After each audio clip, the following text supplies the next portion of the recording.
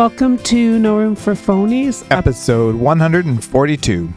So this time I looked at a book that I had read a while ago. This is one of our books worth reading. And I read it more than a decade ago. So it's called The Artist's Way, A Spiritual Path to Higher Creativity by Julia Cameron. And so I pulled out of it what made sense for me. Yep. And it's very, very deeply into finding your way through spirituality to creativity. So Okay. and actually not exactly Christianity, but very much faith and God, and God blesses you as a creative. Okay. And, So maybe Yeah. Judeo-Christian. yeah, Okay. very much that way. But I'm There's a sure lot of that if listeners are Muslim or Hindu, they can find and I'm sorry, even if you're agnostic or atheist, there were a lot of good universal principles principles. in this book. So her basic principles are, number one, that creativity is the natural order of life. Life is energy, pure creative energy. Yeah. And I mean, even coming up with a thought in your mind is creativity. So Yes. I think it just, it is the natural order. So her second principle is that there is an underlying indwelling creative force infusing all of life, including ourselves. And I know people will say, well, I'm not artistic. And it's not a synonym. not Creativity is not a synonym for artistic No, she actually talks about that. later on. Yeah. 3, when we open ourselves to our creativity, we open ourselves to the Creator's creativity within us. So if you believe in a higher power, Mhm. that's kind of what she's referring Tapping to there. into that. Yeah. We are ourselves creations, and we in turn are meant to continue creativity by being creative ourselves. And whether you believe that you're scientifically formed or spirit, or whatever other kind of form there is, we are a creation of some kind. Mhm. And number 5, creativity is God's gift to us. Using our creativity is our gift back to God. And you could say this in terms of the universe's gift to us. Or in humanistic, it's you're giving back to humanity. Mm-hmm. The refusal to be creative is self-will and is counter to our true nature. Number 7, when we open ourselves up to exploring our creativity, we open ourselves up to God. And that's an acronym. G stands for good Orderly and direction. direction. Number 8, as we open our creative channel to the Creator, many gentle but powerful changes are to be expected. And she talks about that in terms of healing. And I think for the psychologist who wrote about flow, he would concur about this Yes. channeling. You know what I mean? That they're gentle but powerful changes. Number 9, it's safe to open ourselves up to greater and greater creativity. So it's not a well that is going to run dry. No. Number 10, our creative dreams and yearnings come from a divine source. As we move toward our dreams, we move toward our own divinity or spirituality. Mm-hmm. So then she makes these kind of statements. She says, stop telling yourself it's too late. Stop waiting until you make enough money to do something you'd really love. Stop telling yourself that it is just your ego whenever you yearn for a more creative life. Stop telling yourself that dreams don't matter, that they are only dreams, that you should be more sensible. Stop fearing that your family and friends will think you are crazy. And stop telling yourself that creativity is a luxury and that you should be grateful for what you've got. It sounds like that inner critic is really going rampant if you look away from being creative. So her basic tools are the morning pages, where 3 pages of stream of consciousness writing. And Interesting. I bet you for people who are really digital, they could do 3 minutes of stream of consciousness talking. or typing or whatever. The artist date is another one of her basic tools. That means like going on a date? No. 2 hours per week of exploring something that nurtures your creative consciousness, like a museum or a play or listening to music or like having some kind of inspiration. Yes. So core negative beliefs that block our creativity are these. We like to feel safe and we fear the unknown, and creativity is an unknown. Yeah, so these are beliefs, not facts. So do you fear bad work and not want to look like a fool?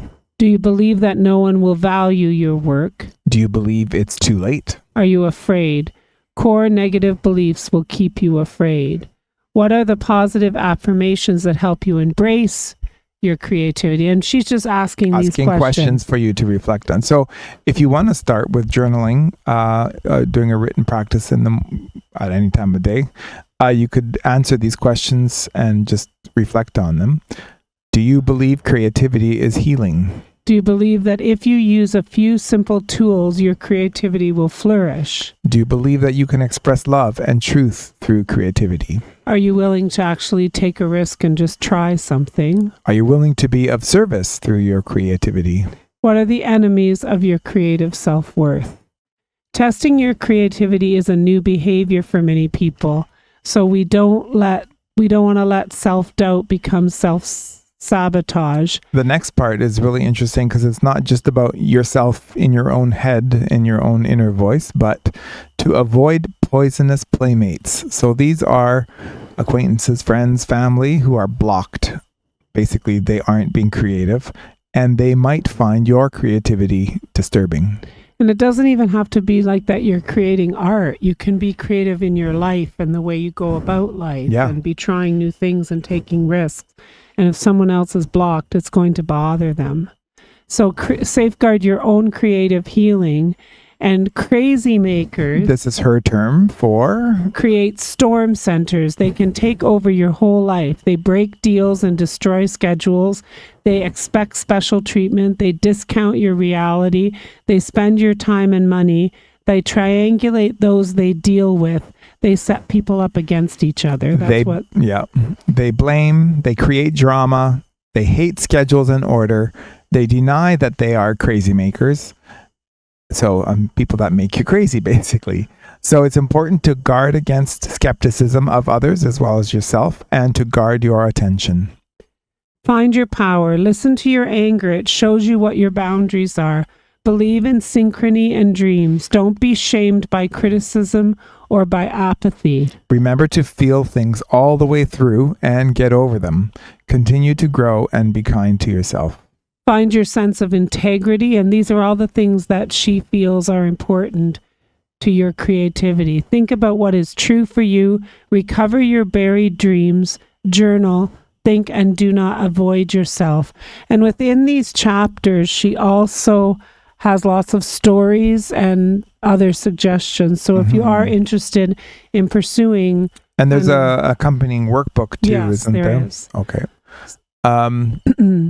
So ask yourself, what are the limits you're putting on yourself and what you are able to do or accomplish? How do you recover a sense of abundance?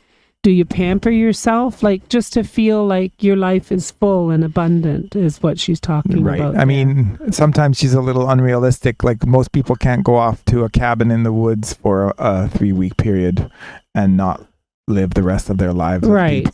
So no, but she also gives more simpler, practical, real life, realistic. Yeah. And she says to find it for yourself. Right. Like today, I went and had my nails done. Nice. That was how I kind of felt my sense of abundance. Excellent. Develop a sense of connection. Listen. Avoid perfectionism. It's not a quest for the best. It is the pursuit of the worst in ourselves, the part of us that says nothing is good enough. Like, isn't that a good way of looking at perfection? What risks are you willing to take? Jealousy is a mask for fear, and it produces tunnel vision. So don't compare yourself to others. Yeah. Spend time in a sacred space. And I think for a lot of people, that's nature. Mm-hmm.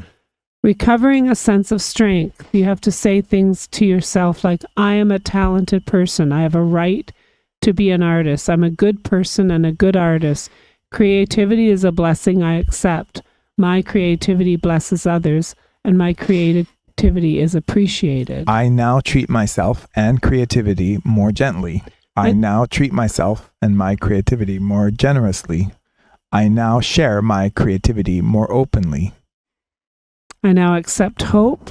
I now act affirmatively. I now accept creative recovery. I now allow myself to heal. So academia can stifle creativity. And you've certainly found that, Oh, yeah. right? Just the way that people think. Yep. Because this doesn't have to be about painting a picture. No. It can be about ideas. Problem solving, and ideas. Like the other book that I'm reading right now is about creativity, and it's about problem solving. Mhm. Every end is a beginning. So I didn't recall so it just because something bad has happened, Okay. you ask, how can I do something with this rather than why me? Mm-hmm. Do you know how old I will be by the time the same something. age you will be if you don't? So you have to take one action daily. So recovering a sense of compassion, explore and examine the emotional difficulties that stifle us from being creative. Enthusiasm is grounded in play, not in work. So you have to experiment. Mm-hmm. Don't be ashamed of taking a creative U-turn, and get help when you need it.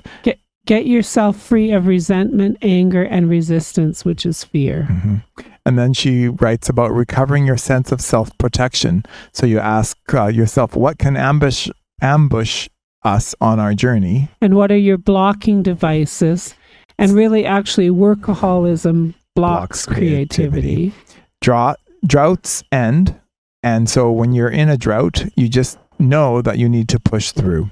Be your own biggest fan, because fame is fleeting. Don't focus on the competition, just focus on growth and passion. And then the next chapter is about recovering your sense of autonomy. Be yourself. Don't sabotage your freedom to accept yourself and your way of doing things. You are credible because you believe in yourself. Creativity does not have to be a business. In fact, sometimes it ruins it Yeah. if you are. Remember to connect to the world outside yourself and listen to feedback. Always look for ways to find perspective. Life is a series of hurdles. We learn by going forward, and we realize we are stronger than we thought. The artist speaks the language of the soul. And then she talks about recovering a sense of faith.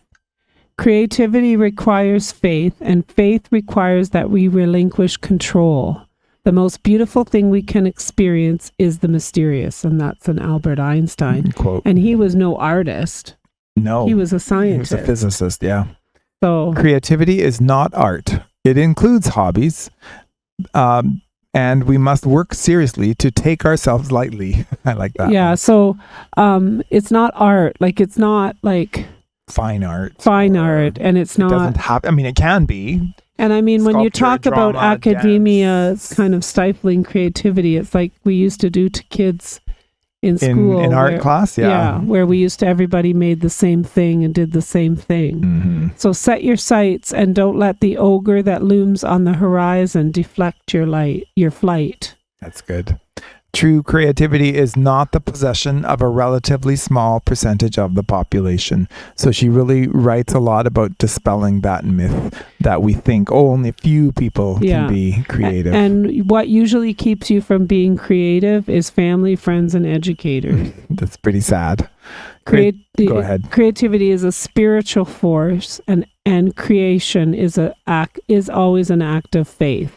Yeah. So move through self-doubt, work through procrastination and fear, minimize your inner critic, and be careful with the outer critic or the self-appointed guru.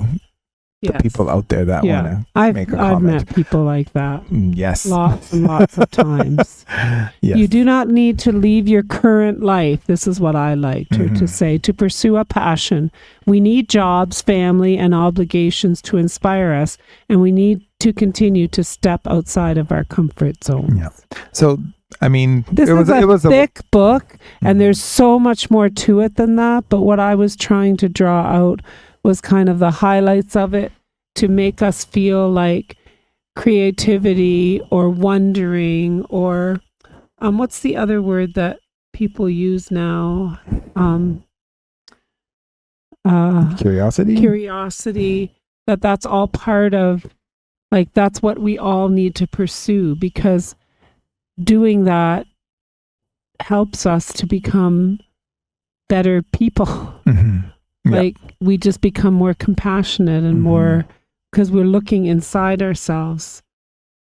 Right. Like pulling the inside out almost to put it out there for people to see. I think that you might want to listen to some of our previous episodes. Like I remember I told my knitting story. Yeah. And I remember when I was early in designing and social media, I really wanted to be one of the cool kids because there were designers that were very popular. And the whole industry has shifted to how many followers you have on Instagram and TikTok, and then you can get deals with publishers or with yarn companies. So it's kind of sad. Well, and people do this actually about blogging too. Like, yeah, our blog is our gift of creativity. well, even our podcast. Our podcast, all of it is that. Mm-hmm. And there's lots of things. Well, if you want to make money doing this, or you want to do this, then you have to do this. And we're just... Notice we don't have sponsors. No, and maybe never will. Probably never will. So that's about The Artist's Way. If you are at all wanting to explore your own creativity, I really do suggest reading the book. And on August 30th, we're going to just talk we're going to do one of those things where you come up with some and I come up. Yep. What are 5 things that encourage creativity? And what are 5 things that discourage creativity? All right. And then we're going to just talk about them. So sounds good. Check out the blog. I just put a great recipe up for a hot summer night. And we just had that for supper. Yeah, it was very good and simple. Mm-hmm. And keep watching for,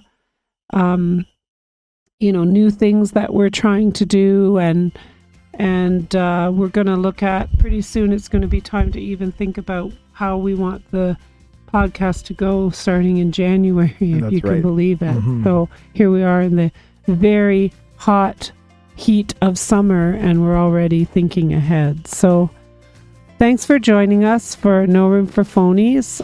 Check out the blog, check out and promote it if you know somebody who somebody else thinks who you think would really benefit from something.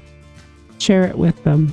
So that's episode 142, Brooksworth Reading, The Artist's Way. Good night.